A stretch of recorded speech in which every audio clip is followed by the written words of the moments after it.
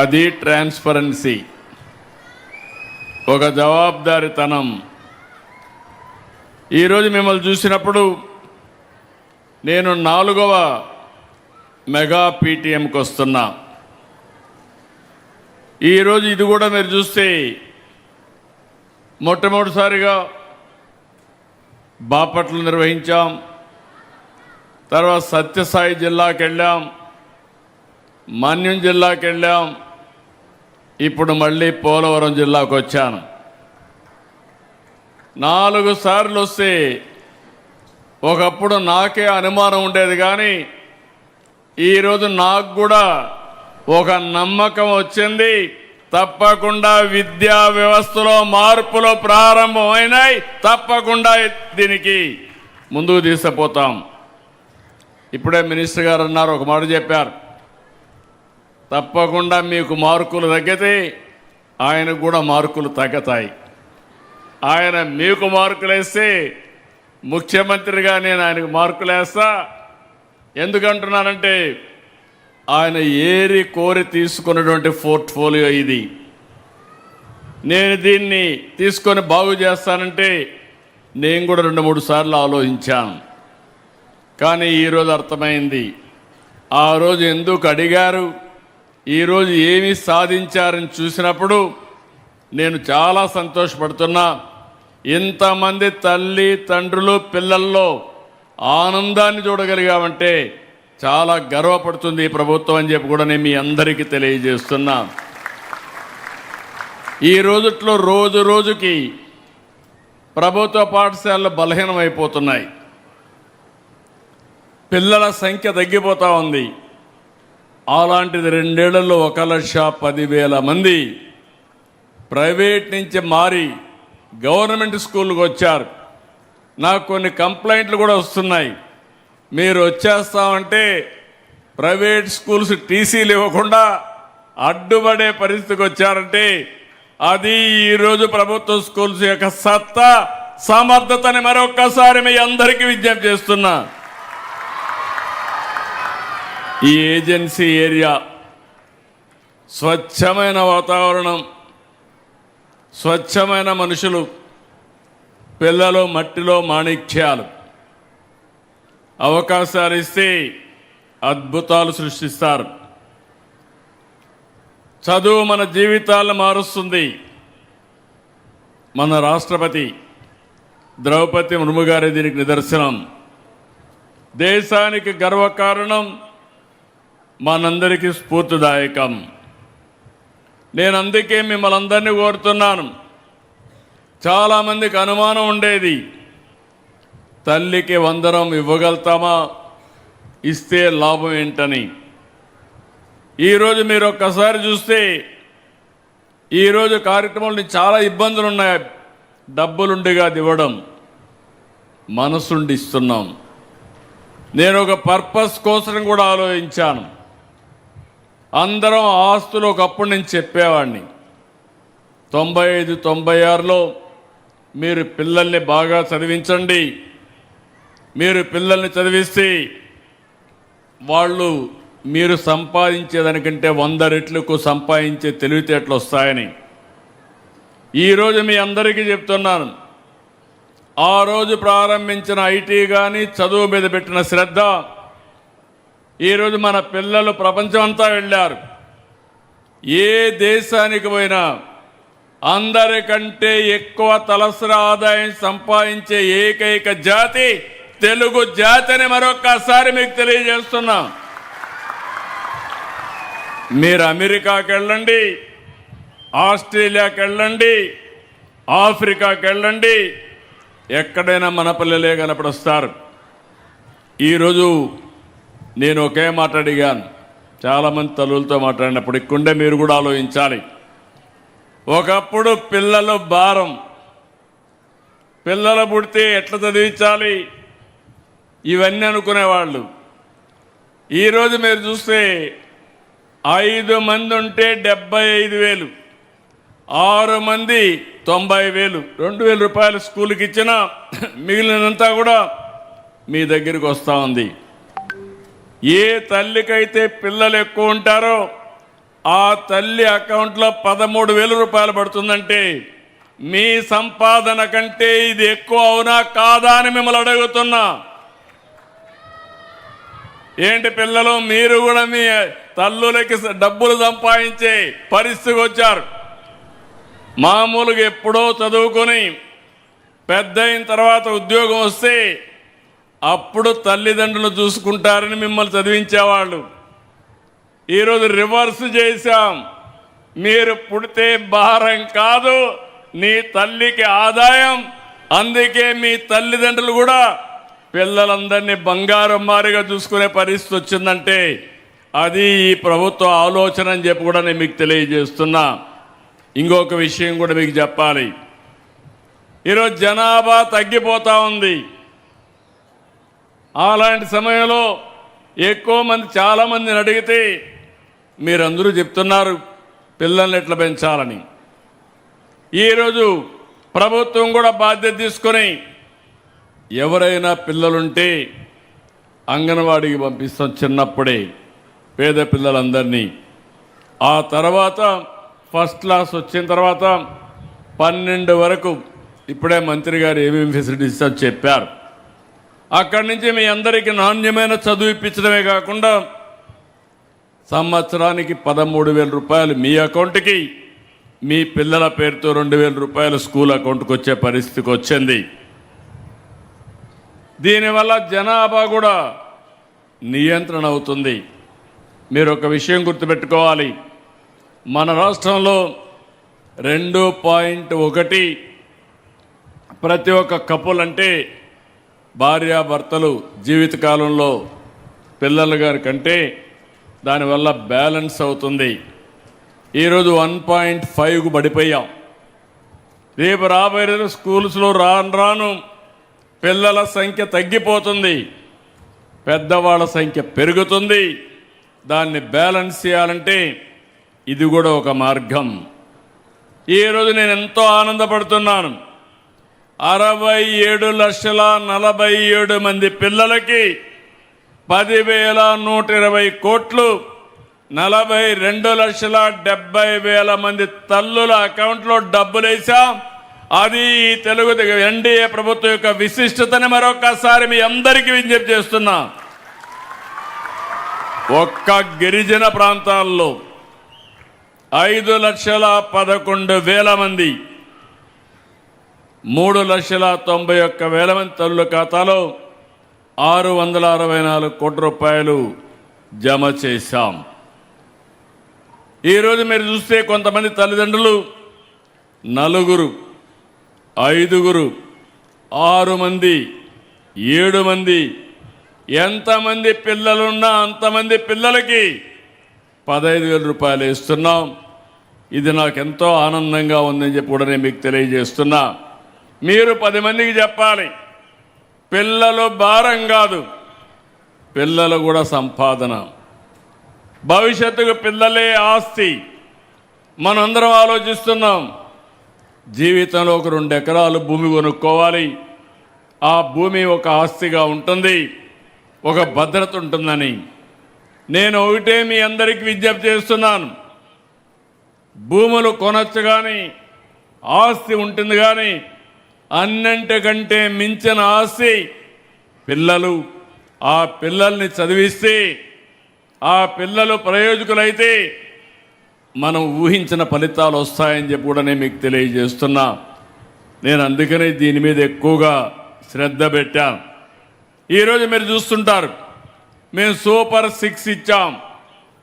మీ అందరికి కూడా ఇబ్బందులు లేకుండా మొదటి తారీఖు వస్తే పేదల సేవలో 4,000, 6,000, 10,000, 15,000 రూపాయలు ఇచ్చే ఏకైక ప్రభుత్వం, మానవత్వం ఉండే ఏకైక ప్రభుత్వం భారతదేశంలో ఎన్డీఏ ప్రభుత్వం అని చెప్పి కూడా నేను మీకు తెలియజేస్తున్నా. ఇంకొక పక్కన మా ఆడబిడ్డలకి ఎక్కడ పోయినా జల్సాగా పోయి రావడానికి ఎవ్వరు అడగకుండా ఉచిత ప్రయాణ సౌకర్యం ఏర్పాటు చేశాం. దీపం కింద 3 సిలిండర్లు ఉచితంగా ఇస్తున్నాం. రేపు ఎల్లుండ మీరందరూ ఇంటిపైన సోలార్ పెట్టుకోండి. అది కూడా ఉచితంగా ఇస్తాం. ఆ తర్వాత మీరు చూస్తే మీరు సోలార్ అయిన తర్వాత ఇంట్లో స్టవ్ కూడా పెట్టుకోండి. పైన కరెంటు సోలార్ ప్యానెల్ ఉంటాయి, కరెంట్ ఉత్పత్తి చేసుకుంటారు. శుభ్రంగా మీరు వంట చేసుకుంటే వంట ఖర్చు కూడా తగ్గి 3 సిలిండర్లకు ఇచ్చే డబ్బులు 3 సార్లు సంవత్సరానికి మీ అకౌంట్లో వేసే బాధ్యత నేను తీసుకుంటానని మీ అందరికీ హామీ ఇస్తున్నా. ఇంక సిలిండర్ బాధే ఉండదు. ఇలాంటి వినూత్నమైన ఆలోచనతో మనం ముందుకు పోవాల్సిన అవసరం ఉంది. ఇంకో పక్క నేను ఒకటే ఆలోచిస్తున్నాను, జీవన ప్రమాణాలు పెంచాలి, ఆర్థిక అసమానతలు తగ్గించాలి. ఇది ఒక ధ్యేయంగా పెట్టుకున్నాను. సంక్షేమ కార్యక్రమాలు ఇస్తాం. సంక్షేమ కార్యక్రమాలు ఇస్తూనే మిమ్మల్ని ఆర్థికంగా పైకి తీసుకొచ్చే బాధ్యత తీసుకుంటున్నాం. చేపలు ఇచ్చినప్పుడు ఆ చేప తింటారు. చేప పట్టేది నేర్పించగలిగితే 10 మందికి మీరు చేపలు ఇచ్చే పరిస్థితి వస్తుంది. ఆ విషయంతోనే ముందుకు పోతున్నా. ఈరోజు P4 తీసుకొచ్చాం, పబ్లిక్ ప్రైవేట్ పీపుల్ పార్ట్నర్షిప్ అని. నేను ఒకటే ఆలోచిస్తున్నాను, ఈ ప్రభుత్వం ప్రతి ఒక్కరికి అండగా ఉంటాం. అదే సమయంలో పేదవాళ్ళ జీవితాలను మార్చడానికి అనునిత్యం వినూత్నమైన కార్యక్రమాలతో మేము ముందుకు వస్తాం. ఈ విషయం మీరు గుర్తుపెట్టుకోవాలి. సంక్షేమ కార్యక్రమాలు ఒకటే కాదు, సంక్షేమ కార్యక్రమాలు అవసరం. ఈరోజు మీరు ఒక్కసారి చూస్తే ఈ ప్రభుత్వం అనేక విధాలుగా ఆలోచించాం. 10 లక్షల కోట్ల రూపాయల అప్పులతో ప్రారంభించాం. వడ్డీ కూడా 13-14%. ప్రభుత్వ ఆస్తులు తాకట్టు పెట్టారు. అక్కడి నుంచి ప్రభుత్వ ఆస్తులు తాకట్టు నుంచి వదిలించి 13% ఉండే వడ్డీని 9, 8.5, 8 కూడా తీసుకొచ్చే పరిస్థితికి వచ్చాం. అన్ని డిపార్ట్మెంట్లో సమస్యలు ఉండేటివి, జీతాలు ఇవ్వలేని పరిస్థితి. ఇప్పుడిప్పుడు జీతాలు ఇచ్చే పరిస్థితికి వస్తున్నాం. అంటే మనం అందరం కూడా అన్ని సాధించామని కాదు. ఈ విషయం మీరు గుర్తుపెట్టుకోవాలి. ఒక కుటుంబం కానీ దెబ్బతింటే తిరిగి కోలుకోవడానికి సమయం పడుతుంది.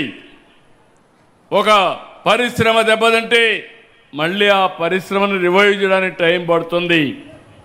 ఎవరైనా అప్పు చేస్తే అప్పు తీర్చడానికి వడ్డీ కడుతూనే కొద్దిగా తీర్చుకుంటూ రావాల్సిన అవసరం ఉంటుంది. ఈరోజు ఈ ప్రభుత్వం ఆలోచించే విధానం సంక్షేమ కార్యక్రమాలని, అభివృద్ధి కార్యక్రమాలని బ్యాలెన్స్ చేస్తున్నాం. సంక్షేమ కార్యక్రమాలు అవసరం. సంక్షేమ కార్యక్రమాలు శాశ్వతంగా ఇవ్వాలంటే అభివృద్ధి చేయాలి, ఆదాయాన్ని పెంచాలి. అప్పుడే దీనికి సస్టైనబిలిటీ ఉంటుంది. అప్పులు తెచ్చిస్తే కొన్ని రోజుల తర్వాత వాళ్ళు అప్పులు ఇవ్వకుండా మన ఆస్తులు కూడా తాకట్టు పెట్టిన ఆస్తులు వేలం వేసే పరిస్థితికి వస్తారు.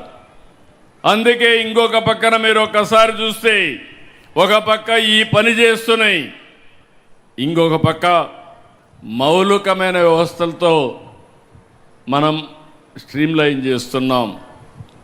పిల్లల చదువు ప్రతి ఒక్క తల్లి తండ్రి ఆలోచించేది నా పిల్లలు బాగుపడాలని, మంచి చదువుకోవాలని, చదువుకొని మంచి పౌరులుగా తయారు కావాలని, జీవితంలో మళ్ళీ మిమ్మల్ని బాగా చూసుకోవాలని, సమాజానికి ఉపయోగపడాలని చెప్పి ఆలోచిస్తారు. అందుకే నేను కూడా ఆలోచించేది విద్యపైన ఎక్కువ శ్రద్ధ పెట్టాం. ఇంకో పక్కన మీరు ఆలోచిస్తే ఇక్కడంతా టీచర్లు ఉన్నారు, వాళ్ళందరినీ కూడా మనస్ఫూర్తిగా అభినందిస్తున్నా. విద్యార్థుల భవిష్యత్తు నిర్మించేది ఉపాధ్యాయులు, తల్లిదండ్రులే. ఇంతవరకు మీరిద్దరూ కలిసే పరిస్థితి లేదు. స్కూల్లో ఏం జరుగుతుందో తల్లిదండ్రులు తెలియదు, తల్లిదండ్రులు ఏమనుకుంటున్నారో టీచర్లకు తెలియని పరిస్థితి. ఈరోజు ఫస్ట్ టైం చరిత్రలో మెగా పీటీఎం పెట్టి తల్లిదండ్రుల్ని, టీచర్లని, కమిటీని సమన్వయం చేసి పిల్లల భవిష్యత్తు కోసం ఆలోచించే ఏకైక ప్రభుత్వం ఈ యొక్క ఎన్డీఏ ప్రభుత్వాన్ని మరొకసారి మీ అందరికీ విజ్ఞప్తి చేస్తున్నా. నేను ఒక మాట చెప్పాను, ఇక్కడుండే పిల్లలు ఏజెన్సీ ఏరియాలు వీళ్ళకి అవకాశాలు ఇస్తే వీళ్ళు మట్టిలో మాణిక్యాలు. ఇటీవల నేను ఒక ప్రయోగం చేశాం, లోకేష్ గారు మిగిలిన మంత్రులు కలిసి ఐఐటి కోచింగ్ పెట్టారు. రెసిడెన్షియల్ స్కూల్స్లో బ్రహ్మాండంగా సెలెక్ట్ అయ్యారు. ఈసారి దాన్ని పెంచాం. మొదటిసారి ఒక 100-120 సీట్లు వస్తే ఈసారి గిరిజనులకి ఎస్సీలకి 300-400 సీట్లు వచ్చేట్టుగా 500-600 వచ్చేట్టుగా పెట్టాం. అవసరమైతే రాబోయే రోజుల్లో రెసిడెన్షియల్ స్కూల్స్ పెంచుతాం, ఐఐటికి ప్రాధాన్యత ఇస్తాం, జేఈకి ప్రాధాన్యత ఇస్తాం, నీట్ వంటి పరీక్షలు రాయిపిస్తాం. ఇంకో పక్క మీరు చూస్తే ఎవరైనా ఇంటర్మీడియట్లో అక్కడి నుంచి నర్సెస్ పోవాలన్నా లేకుంటే ఫ్యాక్టరీలో పనిపోయి ఐటీఐ పాలిటెక్నిక్ చేయాలన్నా వాళ్ళందరికీ కూడా చేయడం కోసం ముందుకు పోతున్నాం. ఈరోజు ప్రక్షాళనలో భాగంగా మీరు చూస్తే సర్వేపల్లి రాధాకృష్ణ విద్యార్థి కిట్లు ఇచ్చాం. ఇంకో పక్క మధ్యాహ్న భోజనం డొక్కా సీతమ్మ గారి స్ఫూర్తిని తీసుకొచ్చేట్టుగా ముందుకు పోయాం. ఒక చిన్న ఇంటర్వెన్షన్ ముస్తాబు, పిల్లల్ని అందంగా చూడడానికి స్కూలుకు వస్తే పిల్లలే మేనేజ్ చేస్తూ అద్దంలో చూసి ఒకసారి చెక్ చేయడం, భోంచేసిన తర్వాత వాష్ చేసుకున్నాక చేతులు కూడా సరిగా కడిగారా లేదో చూడడం, తినే ముందు తిన్న తర్వాత ఇలాంటి చిన్న చిన్న విషయాలు చేశాం. నో బ్యాగ్ డే, శనివారం వస్తే ఆనందంగా పిల్లలు స్కూల్కి ఆడుకోవడానికి రావాలని నో బ్యాగ్ డే పెట్టాం. చదువు ఎన్ని గంటలు కష్టపడ్డామని కాదు, పిల్లలు ఎంత ఆనందంగా ఉంటే అంత ఈజీగా చదువుకునే పరిస్థితి వస్తుంది. ఇంకా చాలా స్కూల్స్లో స్టార్ట్ చేశాం. ఆ స్కూల్ పైనే కరెంట్ ఉత్పత్తి చేయడం, అక్కడ పడిన వర్షాన్ని భూగర్భ జలాలుగా మార్చడం, అక్కడ ఉండే వేస్ట్ కాంపోస్ట్గా మార్చడం, నెట్ జీరో కాన్సెప్ట్ కూడా తీసుకొని పిల్లల్ని ముందుకు తీసుకెళ్తున్నాం. రెసిడెన్షియల్ స్కూల్స్లో 10% డైట్ ఛార్జీలు పెంచి పిల్లలందరికీ పౌష్టికాహారం ఇస్తున్నాం. ఒక పక్క విద్య పైన, రెండవ పక్క ఆరోగ్యం పైన శ్రద్ధ పెట్టాం. తొందరలోనే ఆగస్టు నుంచి సంజీవిని హెల్త్ ప్రాజెక్ట్ వస్తుంది. ప్రపంచంలో ఉండి నాలెడ్జ్ని ఆరోగ్య విషయాల్లో మీ ఇంటికి తీసుకొచ్చి మీకు అందుబాటులో పెట్టే బాధ్యత ఈ ప్రభుత్వం తీసుకుంటామని మీ అందరికీ హామీ ఇస్తున్నా. ప్రతి ఒక్క పిల్లల్ని ఆ దృష్టితో ఆలోచిస్తున్నాం. ఎన్నో సంవత్సరాలుగా టాయిలెట్లు బాగాలేవు, నీరు సరిగా లేదు, ఆర్ఓ ప్లాంట్స్ లేకపోతే అవన్నీ కూడా రెక్టిఫై చేశాం. అన్ని స్కూల్స్లో చేశాం. ఈరోజు ఇక్కడికి వచ్చినప్పుడు టీచర్లందరినీ, రాష్ట్రంలో ఉండే టీచర్లందరినీ కోరుతున్నాం. ఈరోజు విద్యా వ్యవస్థకు వెన్నెముక ఉపాధ్యాయులు. తల్లిదండ్రులతో సమానంగా గురువును పూజించే దేశం మంది. నేను ఎప్పుడు కూడా ఉపాధ్యాయులకు సముచితమైన గౌరవం ఇస్తూ వచ్చాను. ఎప్పుడో కౌన్సిలింగ్ పెట్టాం. ఒకప్పుడు టీచర్ ట్రాన్స్ఫర్ చేయాలంటే రాజకీయ నాయకుల దగ్గర తిరిగే పరిస్థితి, విముక్తి కల్పించాం. ఇప్పుడు ఎవరి దగ్గరికి పోయే పని లేదు. కౌన్సిలింగ్ ద్వారా ఈరోజు టీచర్స్ ట్రాన్స్ఫర్ చేస్తున్నాం. టీచర్లకి గౌరవం ఇవ్వాలి. సమాజంలో గుర్తింపు ఉంది. ఆ గుర్తింపుని శాశ్వతంగా ముందుకు తీసుకుపోవడానికి ముందుకు పోతున్నాం. ఈరోజు రాష్ట్రంలో ఉండే టీచర్స్ అందరినీ కోరుతున్నాను, ఇది మీ బాధ్యత. తల్లి తండ్రితో కలిసి ప్రతి ఒక్క విద్యార్థిని విద్యార్థుల్ని ఒక మంచి ప్రయోజకులుగా మనం తయారు చేస్తే మనం ముందుకు పోతాం. నేను డిఎస్సీలు పెట్టాను. గడిచిన ప్రభుత్వం 5 ఏళ్ళలో ఒక డిఎస్సీ పెట్టలేదు. నేను మొట్టమొదటి నుంచి కూడా మీరు చూస్తే 14 సార్లు డిఎస్సీలు పెట్టాను 16 సంవత్సరాల్లో. మొన్న కూడా ఇప్పటికి రాష్ట్రంలో ఉండే టీచర్లందరూ 1,96,619 పోస్టుల్ని నియమించాం. మొన్న నేను చూశాను 15,941 మంది. ఇప్పుడు నేను క్విజ్ పోటీ పెట్టాను, అక్కడికి పోయాను. ఈ ఏజెన్సీ ఏరియాలో ఎవరు టీచర్లు అంటే మొన్న నియమించిన డిఎస్సి నుంచి వచ్చిన ఉపాధ్యాయులే ఉన్నారని చెప్పి నేను మీకు తెలియజేస్తున్నా. ఇప్పుడు ఎక్కడ టీచర్ల కొరత లేదు. ప్రైవేట్ స్కూల్స్ కంటే బెటర్గా ఉన్నాయి. మంత్రి గారు కూడా ఎప్పుడు ఆలోచించి ఎప్పటికప్పుడు ఈ టీచర్లు ఎక్కడ ఇబ్బంది లేకుండా పోస్ట్ చేసే పరిస్థితికి వచ్చారు. నేను ఒకటే మీ అందరికీ విజ్ఞప్తి చేస్తున్నా, విద్యాశాఖ మంత్రిగా లోకేష్ గారు కానీ, ముఖ్యమంత్రిగా నేను కానీ, అదే మాదిరిగా ఎన్డీఏ భాగస్వాములైనటువంటి డిప్యూటీ సీఎం జనసేన అధినేత పవన్ కళ్యాణ్ గారు కానీ, ఇంకో పక్క ప్రధానమంత్రి నరేంద్ర మోడీ గారు, మేమందరం ఒకటే హామీ ఇచ్చాం మీకు. ఈ రాష్ట్రాన్ని బాగు చేస్తా ఉన్నాం, మళ్ళీ పునర్నిర్మాణం చేస్తా ఉన్నాం. ఒక పక్క సంక్షేమాన్ని ఇస్తాం, ఒక పక్క అభివృద్ధి చేస్తాం, ఒక పక్క సుపరిపాలన తీసుకొస్తామని చెప్పాం. దాని ప్రకారమే ముందుకు పోతున్నాం. ఈరోజు మీరు చూస్తే 16,000 మంది టీచర్ ఉద్యోగాలు ఇస్తే